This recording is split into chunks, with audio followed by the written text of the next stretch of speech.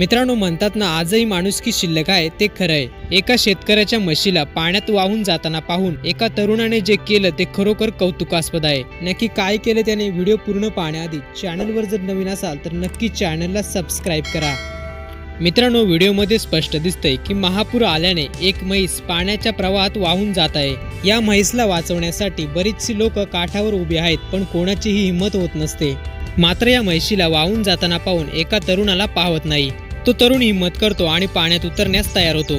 तो तरुण वाहत्या पाण्यात आपला श्वास रोखत बराच वेळ पोहत जातो। बऱ्याच प्रयत्नानंतर तो तरुण म्हैसला पकडून सुखरूपरित्या काठावर घेऊन येतो।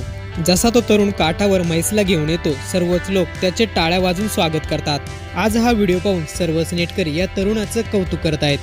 व्हिडिओ पाहून तुम्हाला काय वाटतं, आपली ही प्रतिक्रिया कमेंट बॉक्समध्ये नक्की कळवा।